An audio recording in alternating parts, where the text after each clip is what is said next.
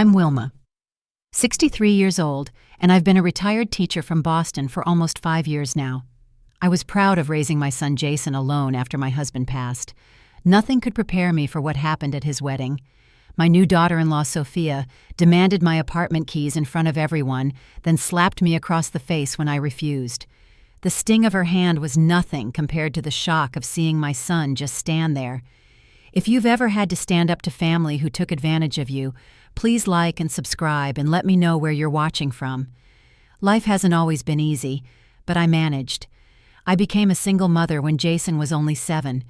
My husband Thomas died suddenly from a heart attack. It was just the two of us after that, and we formed an incredibly close bond through those difficult years. I remember staying up late helping Jason with his science fair projects. He was always curious about how things worked. When he was 9, we built a volcano together that won first prize. The pride in his eyes meant everything to me. I never missed one of his baseball games, even when it meant rearranging my teaching schedule. Those Friday night games under the lights became our special tradition. My career as a high school English teacher sustained us financially, but it was tight. I put every spare penny toward Jason's college fund. There were many nights when I ate simpler meals so he could have what he needed. I never regretted those sacrifices for a second. Seeing him graduate from high school as valedictorian made it all worthwhile. Jason was such a kind and thoughtful young man. In high school, he would surprise me with handmade cards on Mother's Day and my birthday. He even took on a part-time job his senior year to help with household expenses without my asking. That was the son I raised considerate and empathetic. Everything changed 3 years ago when Jason met Sophia during his final year at Boston University. He was completing his master's degree in finance, and she was in the same program. He brought her home for dinner, and my first impression wasn't negative. She was beautiful, well-dressed, and seemed intelligent. But there were subtle things I noticed, how she interrupted him the way her compliments often had an edge to them. "Your home is so quaint, Wilma. It must be nice to live with such simple tastes," she said while looking around my living room. I had been proud of that space filled with books and family photos, but her words made me second-guess myself. I dismissed these moments as nervousness on her part. I wanted so badly for Jason to be happy that I ignored the warning signs. Over time, I noticed Jason calling less frequently. Our Sunday dinners became monthly, then sporadic. When we did get together, Sophia dominated the conversation, often speaking for Jason. He became quieter around me, less willing to share details about his life. "Mom Sophia thinks we should focus more on building our own traditions now," he explained when canceling our annual Red Sox game outing. The Jason I knew would never have broken that tradition. My apartment became another point of contention. I've owned my 3-bedroom place in Back Bay for 35 years. Thomas and I bought it when prices were reasonable, and I made the final payment 10 years ago. It's in a prime location now worth considerably more than what we paid. Last Christmas, Sophia made her first comment about my living situation. "It seems like such a waste for one person to have all this space," she remarked while looking around my home. "Older people really shouldn't live alone in big apartments. It's not safe, and younger families need the room more." Jason quickly changed the subject, but I saw the look they exchanged. Something unspoken passed between them, and it made me deeply uncomfortable. When Jason announced their engagement 8 months ago, I was genuinely happy for him, despite my reservations about Sophia. I wanted to support their marriage and start our relationship on the right foot. "I'd like to contribute to your wedding," I told them over dinner at their apartment. "I've set aside $25,000 from my retirement savings." The money represented years of careful planning, but I felt it was important to help my only child start his marriage without financial stress. Jason was moved to tears and tried to refuse, saying it was too much, but Sophia quickly accepted. "That's so generous, Wilma. This will really help us have the wedding of our dreams," she said, already pulling out her phone to show me venue options.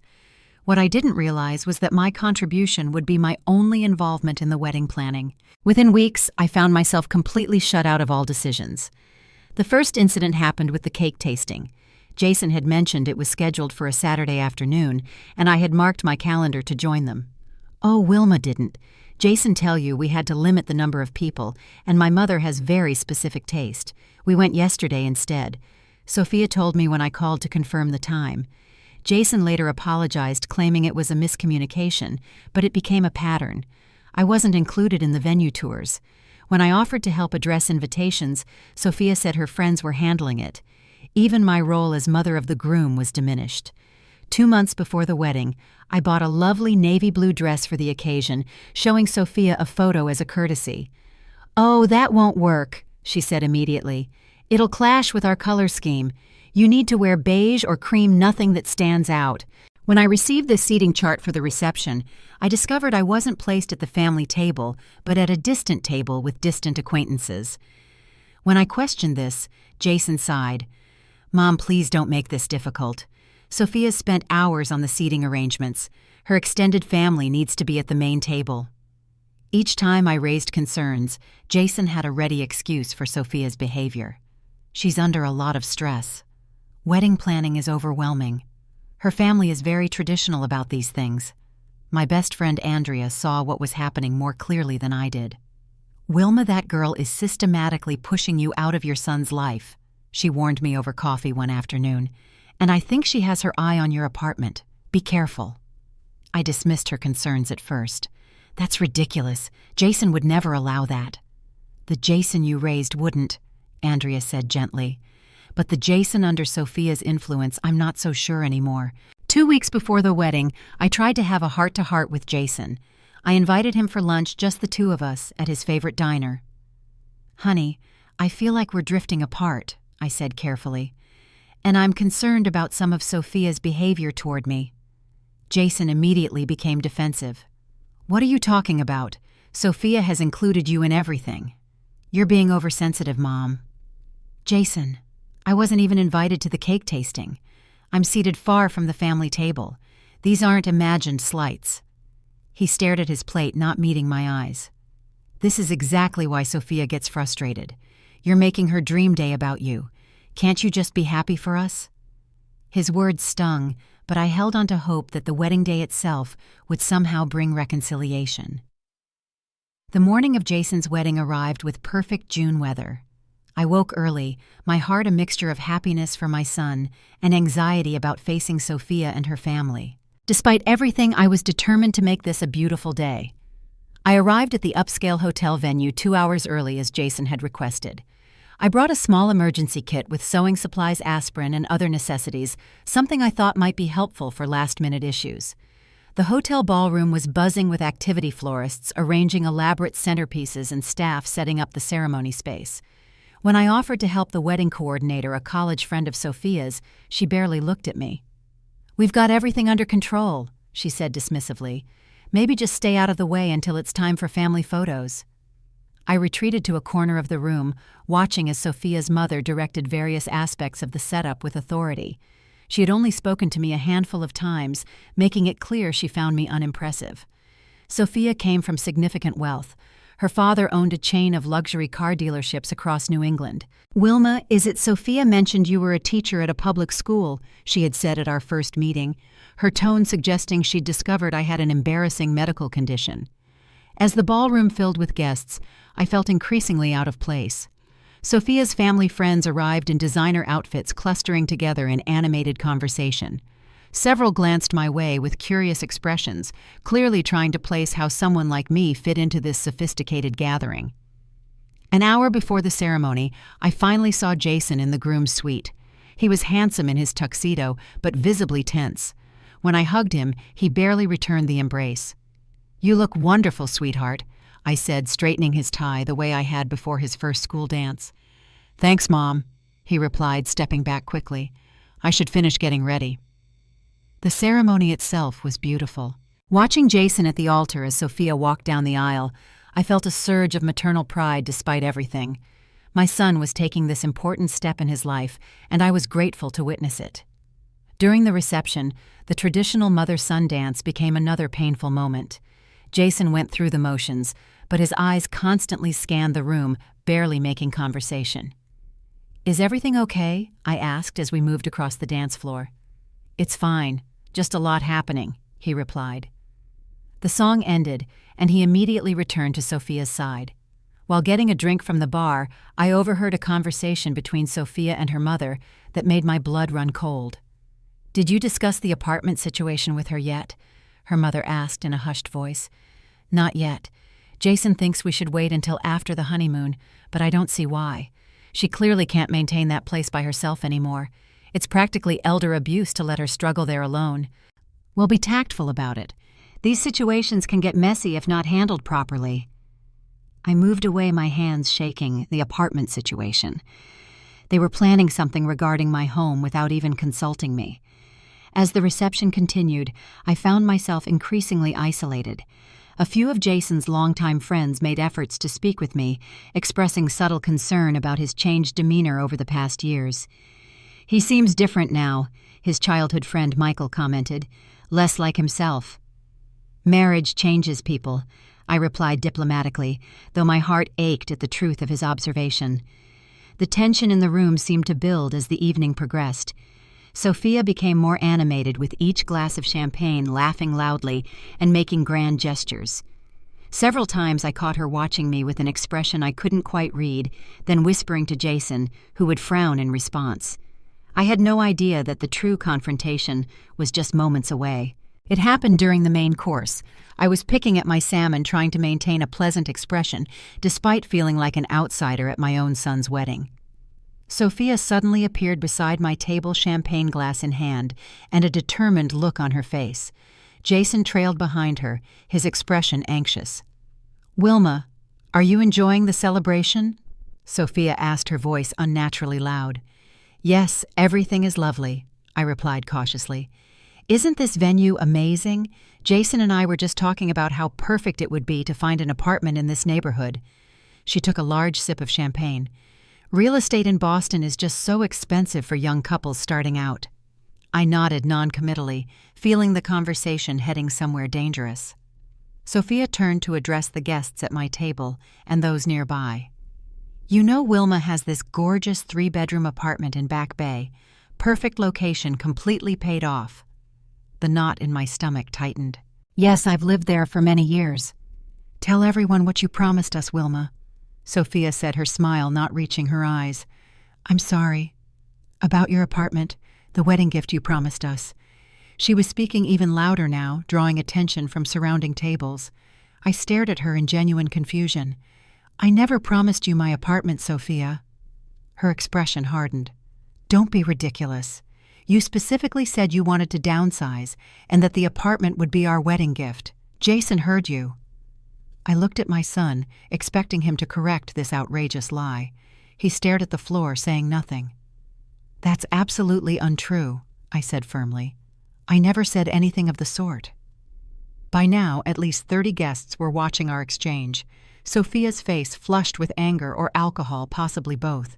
"You're backing out now, after we've already started making plans." Her voice rose even higher. "We've already looked at retirement communities for you." The audacity of her statement left me momentarily speechless. They had been planning to move me out of my own home without my knowledge or consent. "Sophia, this is inappropriate and simply untrue," I finally said, trying to keep my voice steady. "We should discuss this privately, not here." "No, I want everyone to see how you're treating us," she snapped. "You promised us that apartment as a gift, and now you're being selfish. You don't need all that space, and we're starting a family." Guests were openly staring now, uncomfortable murmurs spreading across the reception hall. Sophia's parents had approached her father looking embarrassed, her mother watching with calculating eyes. "Give me your keys," Sophia suddenly demanded, holding out her hand. "Excuse me. Your apartment keys. Give them to me now as you promised. We want to move in after the honeymoon." I stood up slowly, aware of the spectacle, but determined to maintain my dignity. "Sophia, I never made any such promise. That apartment is my home, and I have no intention of giving it to you." "You lying, manipulative old woman," she was shouting now. "You're just like my grandmother, clinging to property to control everyone around you." What happened next occurred so quickly I barely had time to react.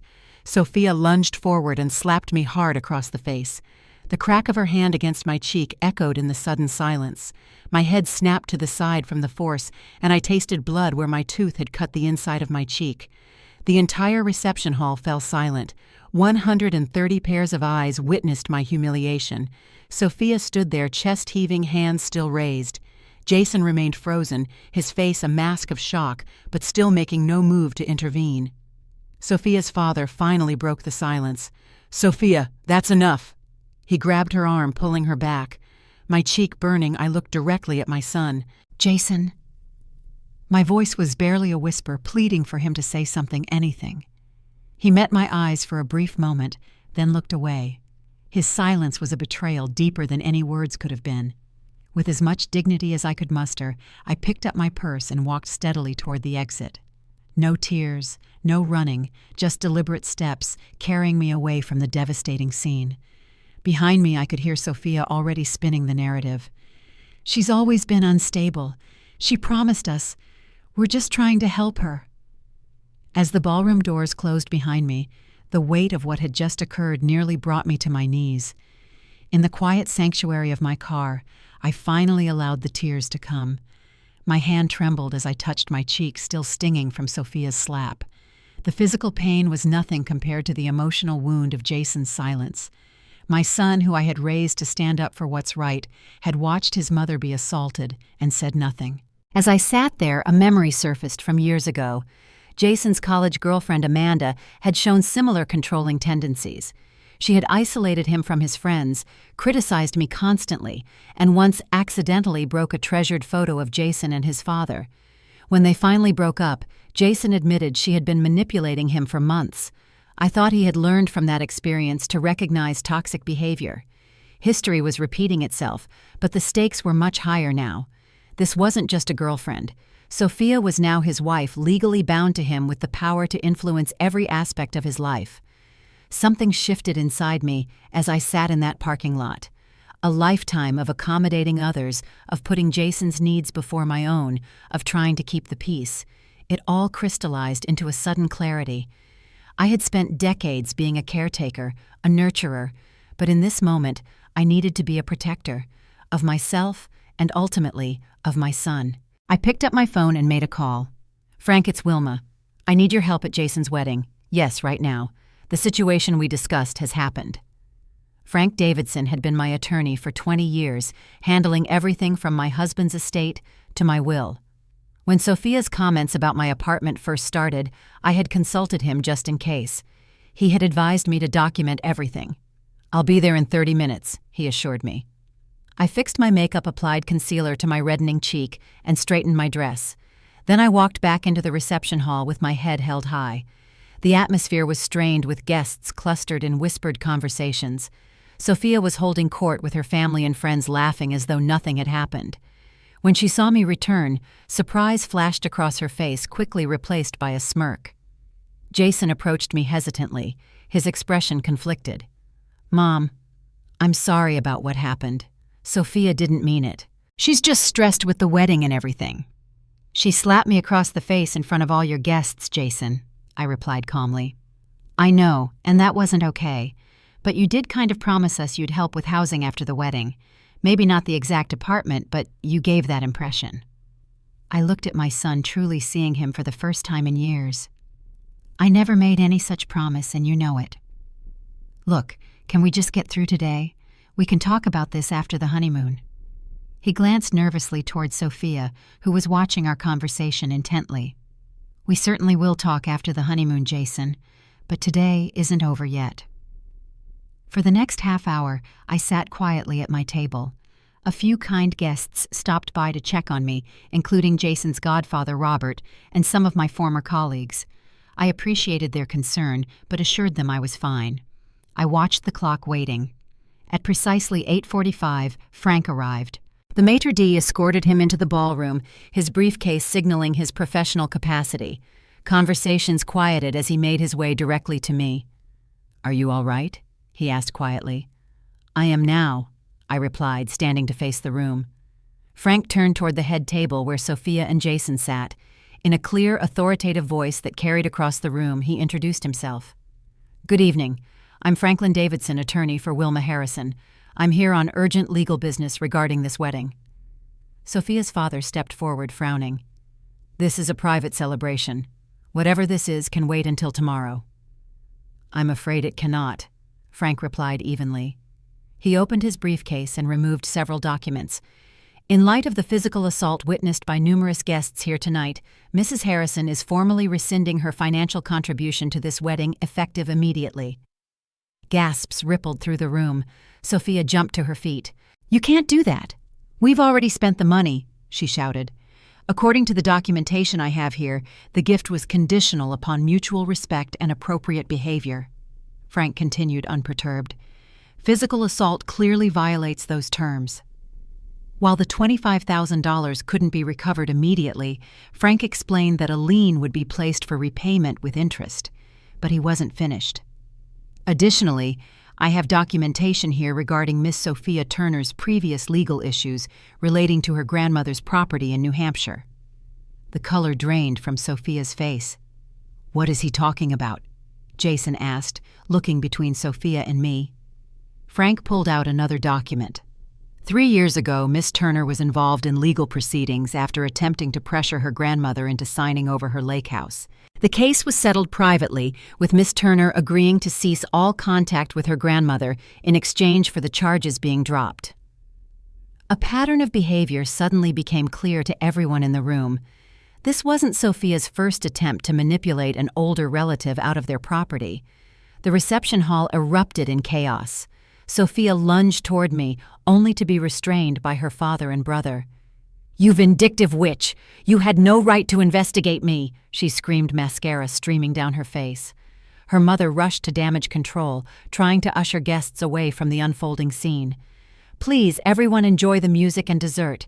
This is just a small family misunderstanding." But it was too late for that. The carefully crafted facade had crumbled. Jason stood frozen, looking completely lost. "Sophia, what is he talking about? What grandmother? You told me your grandmother died before you were born." "It's lies, all lies," Sophia insisted, but her panicked expression told a different story. Frank calmly handed Jason copies of the court documents. "These are public records, Mr. Harrison.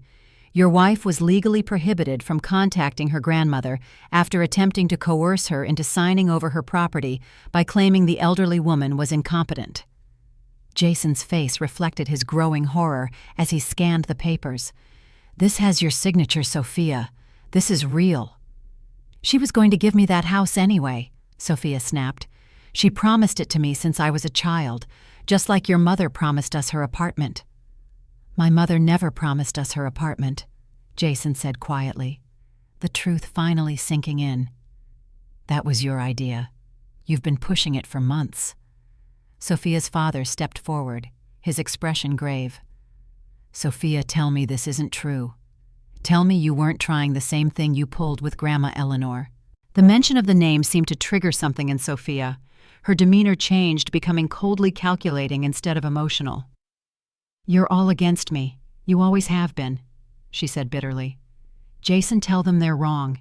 Tell them we deserve that apartment more than she does." All eyes turned to my son, the pivotal moment of truth hanging in the balance. For several seconds he said nothing, visibly processing everything he had just learned.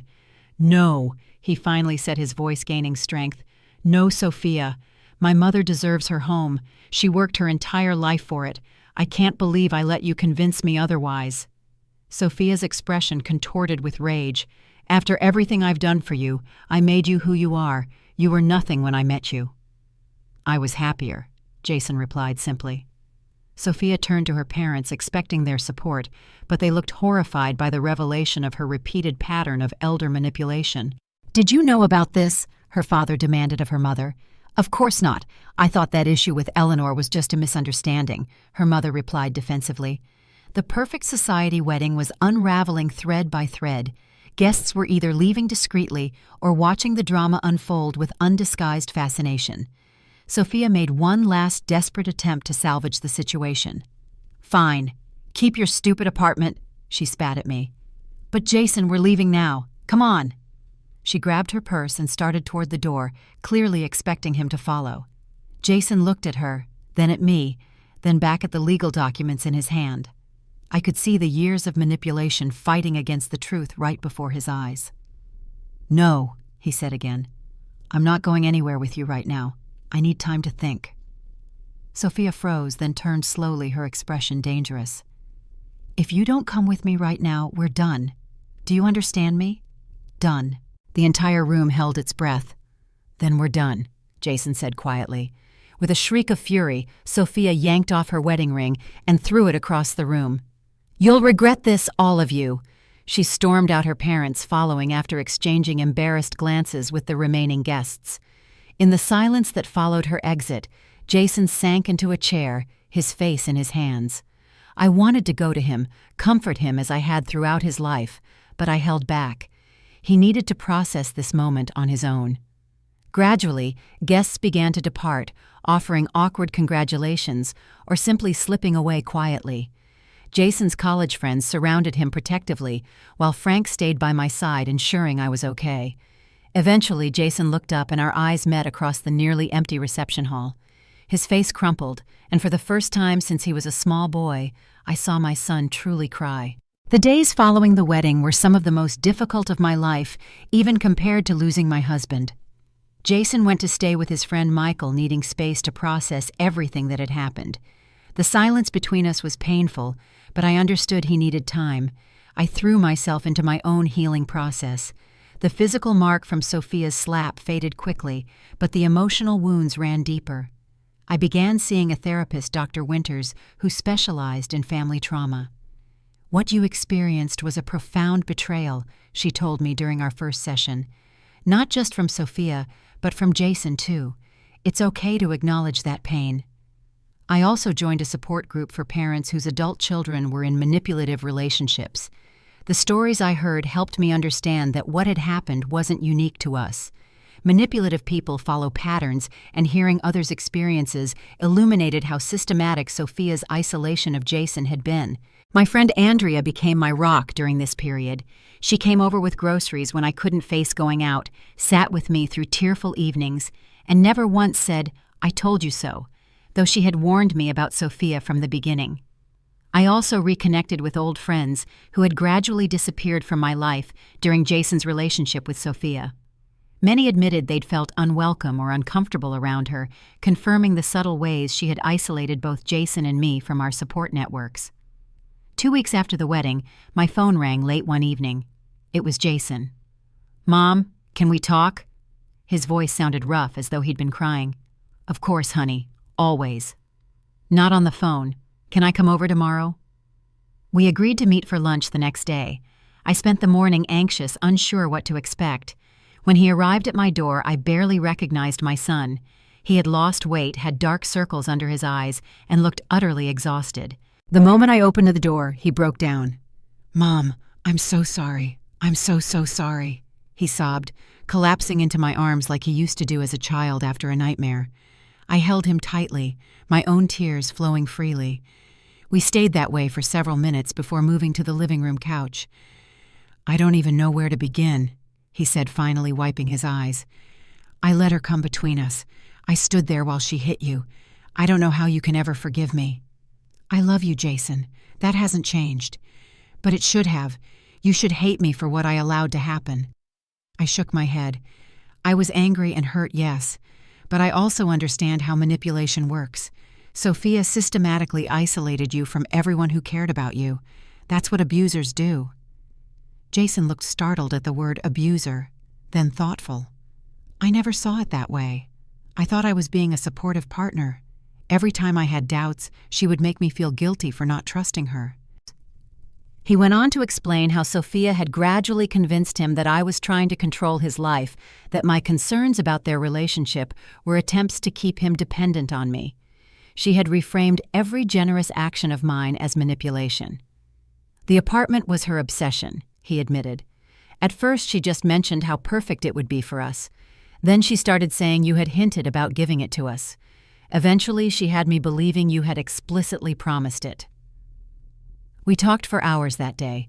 Jason revealed that he had filed for an annulment citing fraud based on Sophia's hidden past and misrepresentations. She had been calling him constantly, alternating between rage and tearful pleas for reconciliation. "I've blocked her number now," he said. "And I've been talking to a therapist too.